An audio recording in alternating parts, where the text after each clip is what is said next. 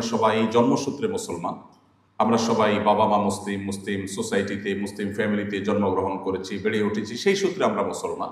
আর এটি আমাদের একাধারে সৌভাগ্য এবং দুর্ভাগ্য দুইটাই।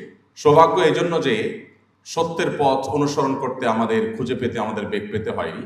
আর দুর্ভাগ্য এজন্য যে পৈতৃক সূত্রে যারা ধনী হয় তাদের কাছে ধন সম্পদের মায়া একটু কম থাকে। ঠিক একইভাবে পৈতৃক সূত্রে যারা মুসলমান হয় তাদের কাছে ইসলামের প্রতি মায়াটাও একটু কম থাকে।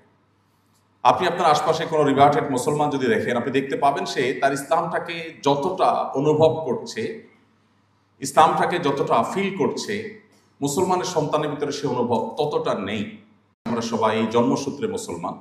আমরা সবাই বাবা মা মুসলিম, মুসলিম সোসাইটিতে, মুসলিম ফ্যামিলিতে জন্মগ্রহণ করেছি, বেড়ে উঠেছি, সেই সূত্রে আমরা মুসলমান। আর এটি আমাদের একাধারে সৌভাগ্য এবং দুর্ভাগ্য দুইটাই।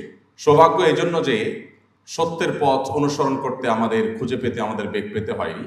আর দুর্ভাগ্য এজন্য যে পৈতৃক সূত্রে যারা ধনী হয় তাদের কাছে ধন সম্পদের মায়া একটু কম থাকে। ঠিক একইভাবে পৈতৃক সূত্রে যারা মুসলমান হয় তাদের কাছে ইসলামের প্রতি মায়াটাও একটু কম থাকে। আপনি আপনার আশপাশে কোনো রিভার্টেড মুসলমান যদি দেখেন, আপনি দেখতে পাবেন সে তার ইসলামটাকে যতটা অনুভব করছে, ইসলামটাকে যতটা ফিল করছে, মুসলমানের সন্তানের ভিতরে সে অনুভব ততটা নেই।